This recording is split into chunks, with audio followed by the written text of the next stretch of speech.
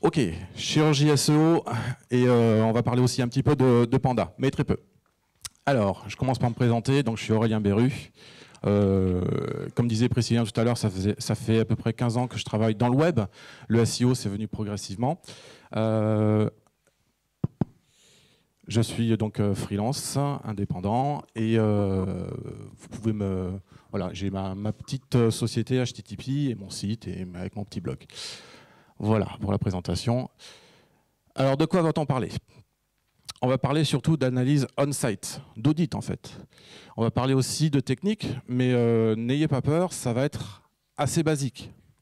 Assez basique, mais quand même très important. Et quand on dit basique et important, généralement, ça rime avec fondamentaux. Euh, de segmentation de contenu, c'est-à-dire comment diviser un site en fonction de certains critères, c'est-à-dire thématique, typologie d'URL, etc., etc. De pages actives et inactives. Ça, c'est très important, surtout dans un contexte euh, de curation de Panda, en fait. Qui sait ce qu'est une page active ou inactive? Pas beaucoup de monde. Bon, vous apprendrez quelque chose au moins. Et on parlera aussi de Panda, mais vous verrez pas beaucoup en fait.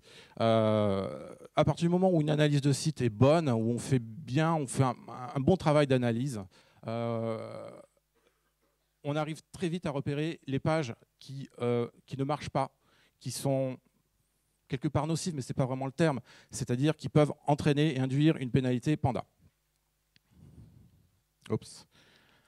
Donc l'idée, c'est ça, c'est de ne plus faire du travail en aveugle et faire du SEO myope.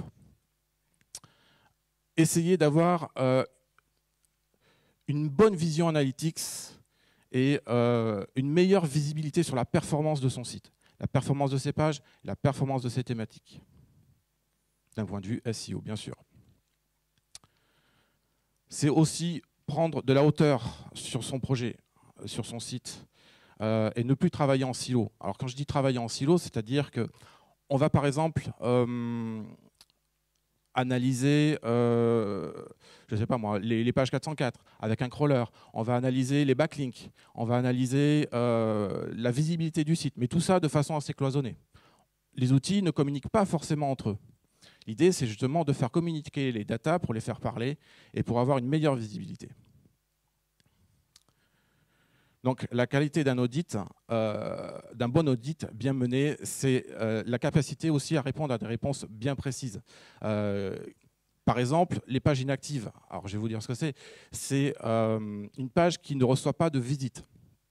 Une page qui ne reçoit pas de visite, sur 30 jours par exemple, c'est une page inactive. Attention, ça ne veut pas forcément dire page inutile. Une page inactive, c'est une page qui a un problème, qui ne reçoit pas de trafic organique. Donc il va falloir faire quelque chose, soit la jarter, soit l'optimiser pour qu'elle puisse acquérir de nouveau du trafic. Répondre à des questions aussi très importantes. Quelles sont les rubriques les plus performantes? Quel est l'impact ou la corrélation des réseaux sociaux sur le site? Comment la profondeur des URL, par exemple, si j'ai une URL qui est en 5e, 6e niveau par rapport à la homepage, c'est-à-dire à 6 clics de la homepage, quels sont leurs volumes et quel peut être l'impact sur le SEO? Alors, en SEO, il y a beaucoup d'outils. Ça, pour info, ce n'est pas une liste exhaustive d'outils. C'est une toolbox. J'en utilise 80% à peu près. Mais le souci, c'est que on les utilise donc de façon indépendante, mais l'idée, c'est de les faire communiquer entre eux. Alors vous me direz, il existe des outils qui arrivent justement à faire de l'agrégation de flux, qui utilisent des API, des choses comme ça. Bah, par exemple, l'outil de Kevin, SEO Observer, je pense qu'il nous en parlera aujourd'hui, lui fait ça très bien, mais il est plutôt orienté off-site. Off-site, il y a, alors je ne vais pas lui faire de tort, mais il y a moins d'éléments à prendre en compte que pour l'analyse on-site. Pour tout ce qui est on-site, c'est quand même beaucoup plus délicat. L'idée, par exemple, ce serait ça. Ce serait de partir d'un crawler Alors, est-ce que quelqu'un ne sait pas ce qu'est un crawler? Tous les autres savent? OK. Voilà, rapidement, un crawler, c'est un petit programme qui va analyser un site, qui va en récupérer toutes les URL et toutes les données associées sensibles au SEO. Le titre des pages, le code retour, la balise H1, tous ces éléments-là. Il fonctionne un petit peu comme le Googlebot, si ce n'est qu'il récupère vraiment toutes les pages à un instant T. Enfin, un instant T, ça peut durer 30 minutes, voire 1 heure, selon l'envergure du site. Mais au moins, on a toutes les URL. Et avec toutes ces URL, on voudrait associer les données de Majestic SEO, c'est-à-dire que pour chaque page, savoir combien elle reçoit de liens entrants, de backlinks. Alors, comme je disais tout à l'heure, le crawler, c'est le point de départ. Généralement, à chaque fois qu'on fait une analyse on-site, le crawler, c'est toujours le point de départ au niveau technique. On aspire toutes les données. Enfin, on récupère toutes les URL. Donc ça, par exemple, c'est l'interface d'un crawler bien connu qui s'appelle Screaming Frog. Un crawler que les SEO affectionnent beaucoup. Et donc voilà le principe.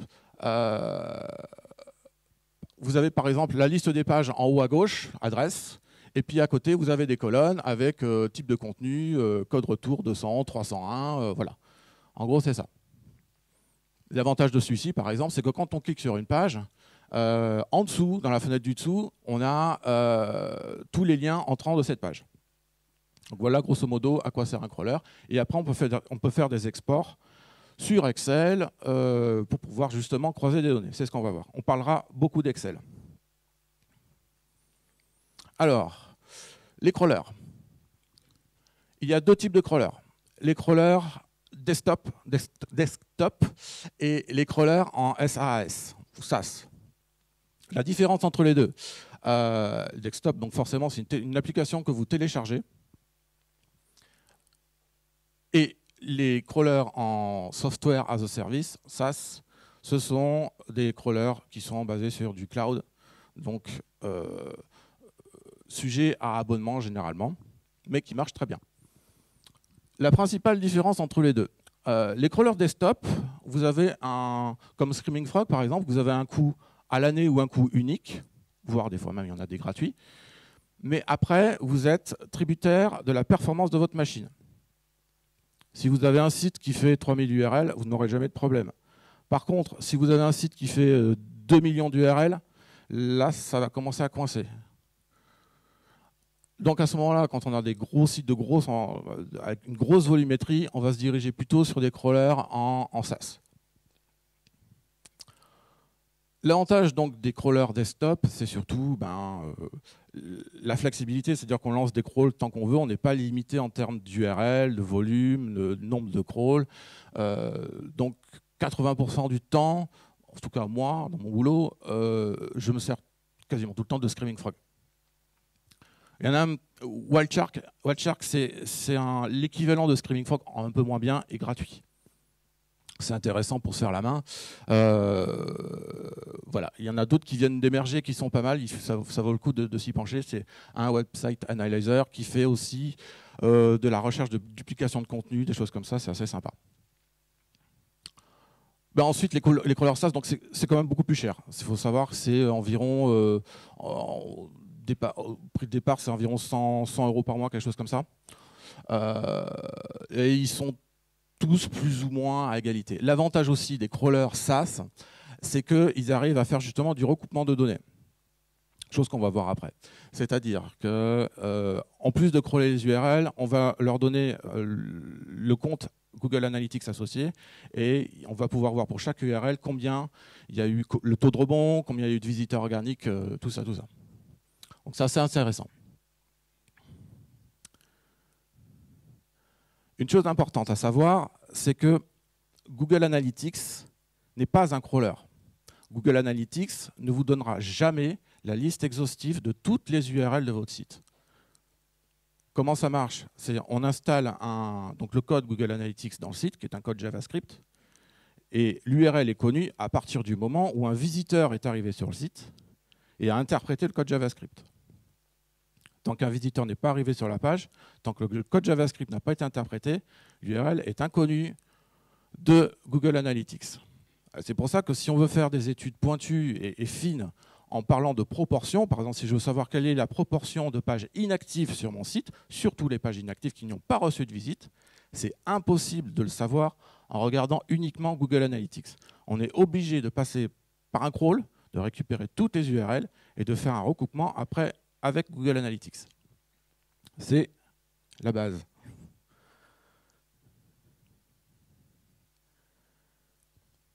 Donc, généralement, on commence comme ça. Alors attention, ça devient un petit peu technique, mais n'ayez pas peur.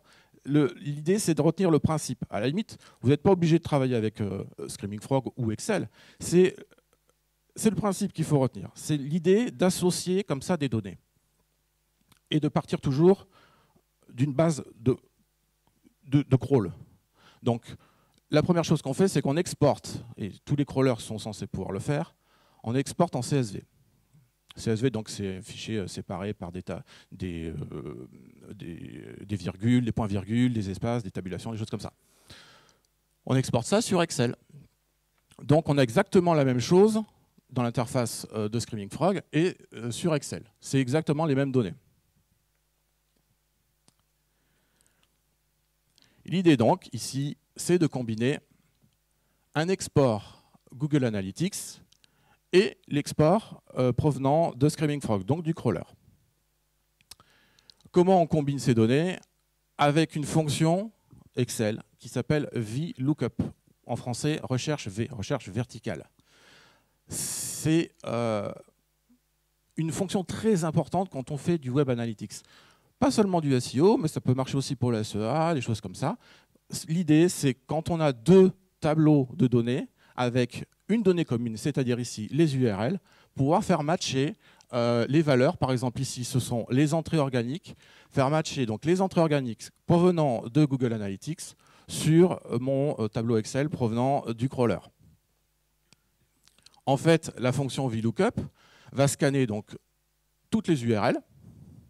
Et à chaque fois qu'il y en a une qui match dans notre tableau de départ, il va intégrer le nombre d'entrées organiques.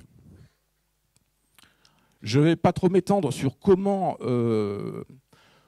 jouer avec la fonction VLOOKUP. J'ai créé un petit tutoriel, donc vous avez l'adresse en bas. Ici, je ne m'attarderai pas trop longtemps dessus. Le but, c'est une conférence, ce n'est pas une formation. Voilà. Alors, vite fait. Donc, en premier lieu, je tape en haut dans Excel. Mais attention, là, je montre Excel, mais ça peut marcher aussi dans OpenOffice ou des choses comme ça. Ça peut marcher aussi sur Google Spreadsheet. Il n'y a pas de problème. Le nom, par contre, de la fonction peut changer. Alors, ici, c'est recherche V parce que c'est un Excel français. Si vous avez un Excel en anglais, bah, ça sera VLOOKUP. Ça peut être VLOOKUP aussi sur d'autres tableurs. Mais voilà, le principe, il est là. On tape donc recherche V, et ensuite, on va en haut à gauche, il y a un petit FX là-haut, qui fait apparaître la boîte de dialogue pour les arguments de fonction. En premier, donc, on indique ce qu'on recherche, donc bah forcément, c'est une URL, donc l'adresse. Ensuite, on lui indique la table matrice. La table matrice, c'est en fait tout ce qui est en numéro 3, là, toute cette plage de données. C'est-à-dire qu'il va scanner à la fois, dans cette plage de données, il doit y avoir obligatoirement les URL pour qu'il recherche, pour qu'il fasse matcher. Et ensuite, on lui indique la colonne E, qui est en fait la première, deuxième, troisième, quatrième, cinquième colonne. C'est important, cinquième colonne, ce n'est pas la colonne E, c'est la cinquième colonne, parce que si on avait notre plage qui démarrerait de là à là, ici ce ne serait plus la cinquième, ce serait la quatrième. Donc, quand on prend au lasso notre plage de données, normalement sur Excel, il y a un petit numéro qui apparaît. Donc on sait que c'est la quatrième colonne, la cinquième, pardon. Donc on met numéro index colonne 5, et après, valeur proche, on met toujours 0, ou faux. Et une fois qu'on a ça, normalement, après, on arrive à cumuler tout type de données. C'est-à-dire on peut faire ça avec Google Analytics. On va pouvoir faire ça avec Copyscape et Siteliner, par exemple, pour tout ce qui est duplication de contenu. Donc pour chaque URL, on voit quelle est la proportion de contenu dupliqué, on-site et off-site. On peut avoir aussi des données comme les votes sociaux. Hein. Là, je l'ai fait avec Searchmetric, mais on peut le faire aussi avec d'autres outils, il n'y a pas de problème. Très important aussi, surtout dans une logique anti-panda, on peut aussi mettre l'indice de crawl. Le crawl, c'est très important, je ne vais pas trop m'attarder dessus, mais en fait, c'est l'appétence du Googlebot. Google scanne les sites, accorde un budget, en fait un crawl budget à votre site et à vos pages. Et plus votre site a de notoriété, plus votre site a d'importance, et plus vos pages ont de l'importance, plus le crawl budget sera élevé. Si le crawl budget descend, ou s'il est trop bas, c'est que Google n'aime pas vos pages. Donc ça, c'est important de le savoir aussi, c'est un degré de lecture très important dans une logique anti-panda. Après, Majestic SEO, c'est aussi important de savoir quelle est la popularité des pages. Le PageRank n'est plus mis à jour, donc pour nous, il nous faut des indicateurs qui permettent de mesurer l'importance des pages, enfin la popularité des pages au niveau du netlinking. Majestic SEO, il y a le Trust Flow et Citation Flow. C'est très bien de faire un ratio de ces deux métriques-là. Ça donne une note qui est très pertinente et peu manipulable contrairement au PageRank. Puis après, le nombre de backlinks externes. On peut imaginer plein de choses. On est limité que par son imagination. Alors voilà ce que ça peut faire comme statistique après. Une fois qu'on a réussi à recouper plein de données, on arrive à faire ce genre de tableau. Par exemple, alors les inlinks, donc les liens entrants internes, hein, on ne parle pas de backlink là. On voit très bien, par exemple, sur le premier tableau, que les pages ayant le plus de liens entrants sont les plus performantes. Alors, dans ce tableau, commun à tous les tableaux, il y a le SEO score. Le SEO score, en fait, c'est une note qui est très facile à établir et qui permet d'avoir vraiment une bonne visibilité sur la performance des pages.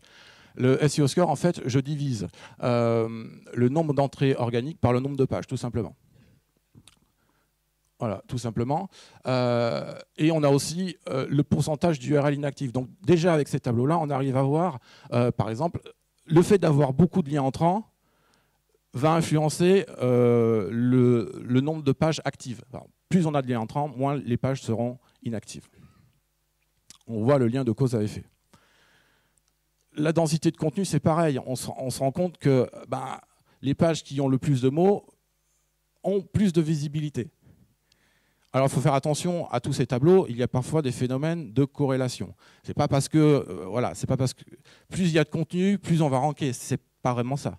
Ça sert à rien de partir dans la surenchère. La profondeur des pages, pareil. Ça, c'est un grand classique du SEO. Plus les pages sont profondes, moins les pages sont performantes. Il faut savoir aussi que plus les pages sont profondes, et moins Google ira les crawler. Moins Google crawl une page, et plus elle a de chances de descendre dans ce qu'on appelle les SERP, donc les résultats de recherche. Donc maintenant, on peut déterminer donc, le volume des pages inactives, les pages qui sont pas appréciées par le Googlebot, donc par Google, l'impact de la duplication de contenu, la qualité des liens entrants et plein de choses comme ça. Mais il manque quelque chose d'important dans notre appréciation du site, dans sa performance. D'après vous, qu'est-ce qui manque ? Les logs, oui, on l'a évoqué, mais non.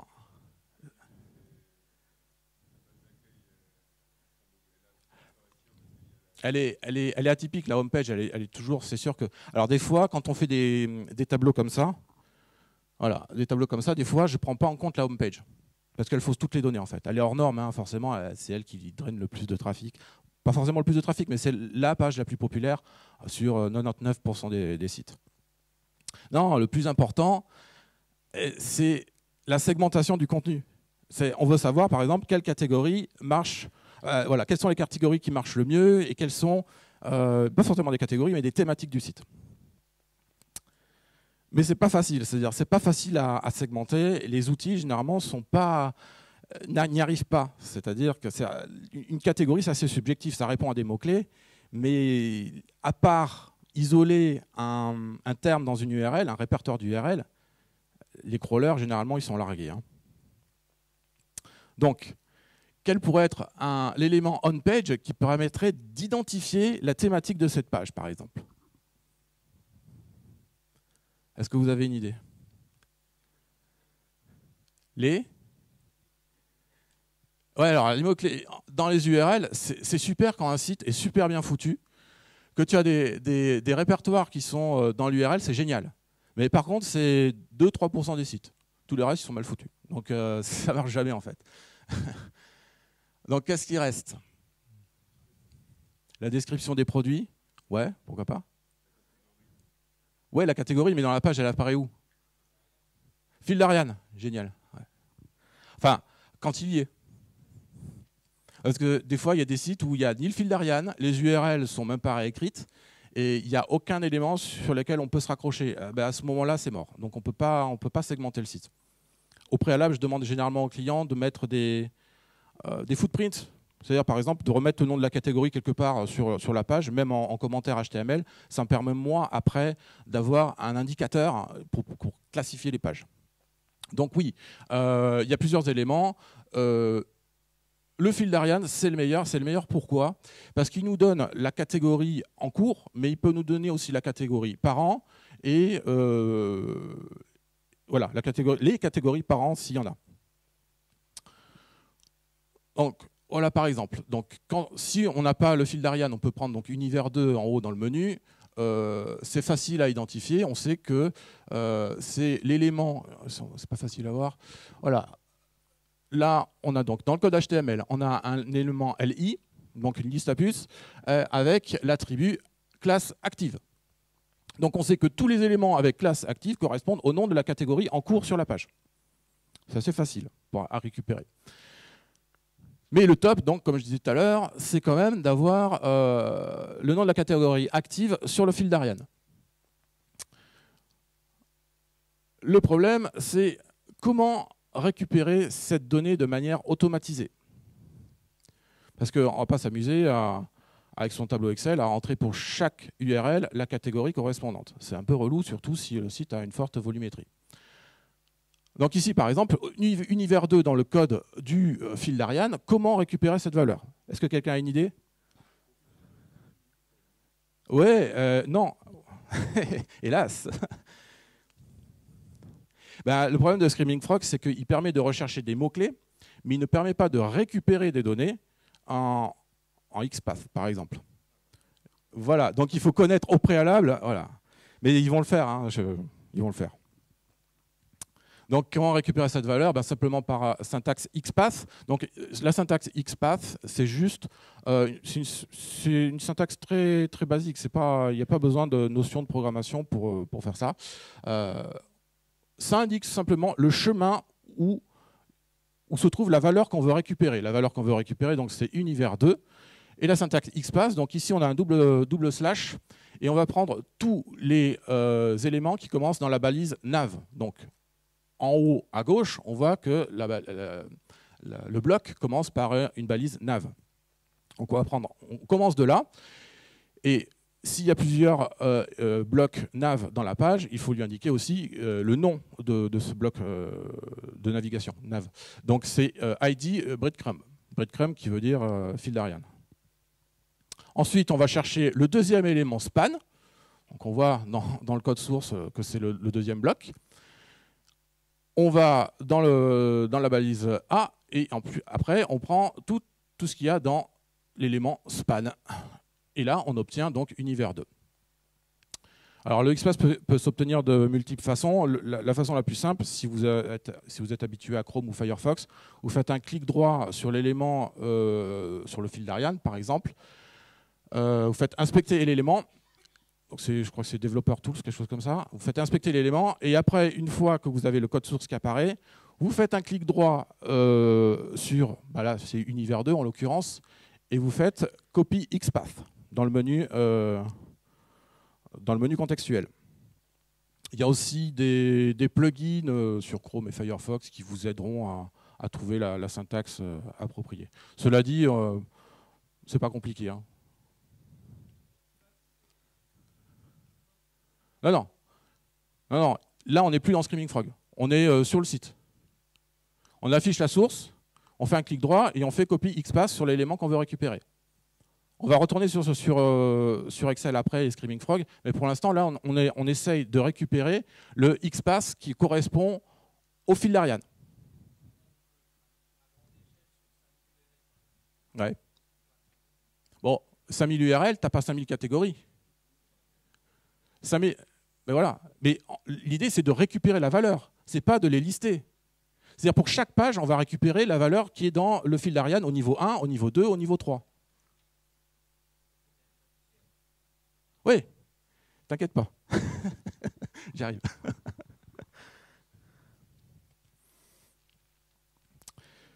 Donc, après, il faut faire du scrapping, c'est-à-dire, on va récupérer ces valeurs. Il y a plusieurs façons de le faire. J'aurais voulu vous poser la colle, mais j'ai déjà changé de slide, donc voilà, je vous donne la solution. Il y a plusieurs façons de scraper.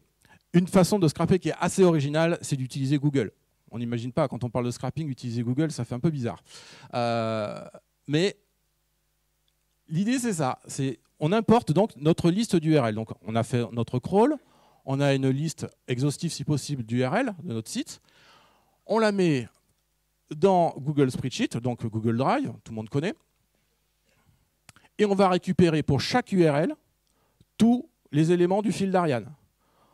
Alors, généralement, le premier élément, c'est accueil. Donc, on s'en fiche un peu. À la limite, ici, la colonne B, j'aurais pu la virer. Ensuite, ça devient plus intéressant. Donc, comment on fait? Eh bien, tout simplement, on fait... attendez, je m'embrouille un petit peu.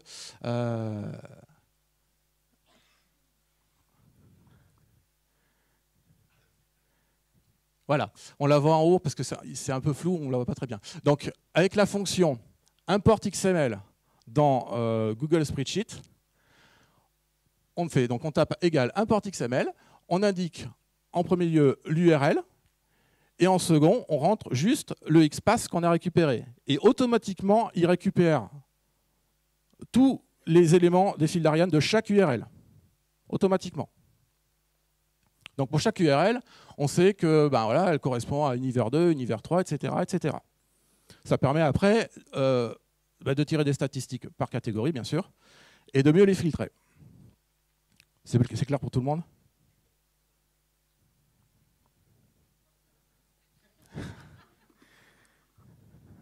Qu'est-ce que tu n'as pas compris? C'est automatique. Quand tu vas rentrer ta fonction, tu vas appuyer sur Entrée et il va récupérer tous les fils d'Ariane. J'aurais bien voulu, mais... Merci, bonne idée.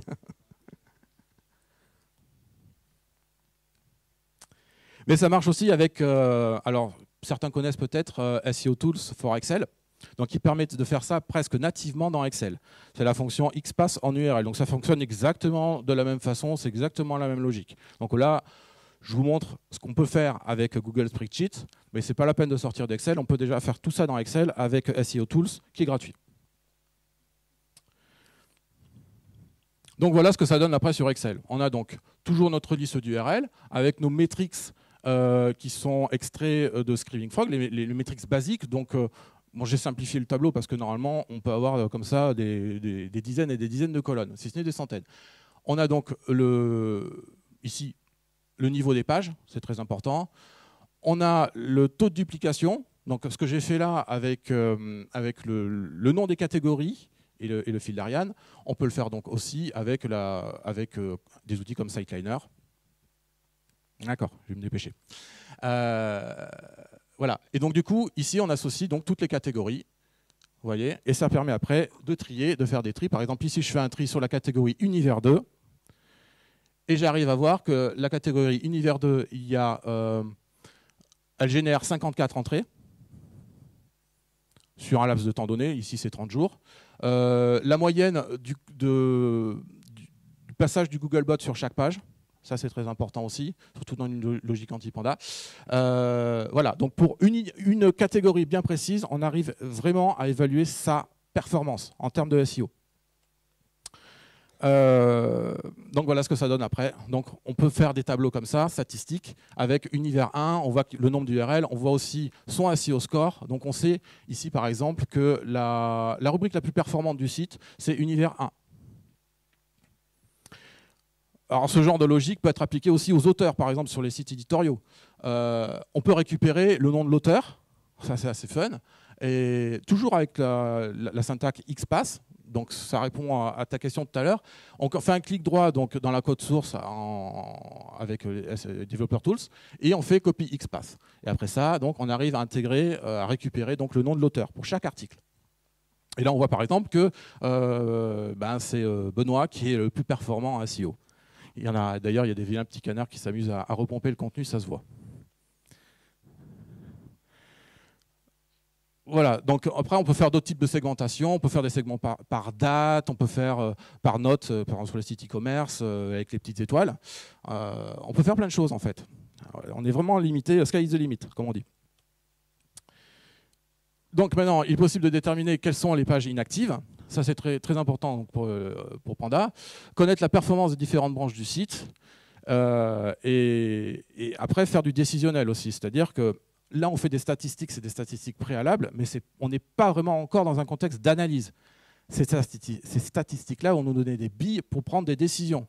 Savoir si, quelle stratégie mener, savoir si on doit se séparer de certaines pages ou au contraire les optimiser.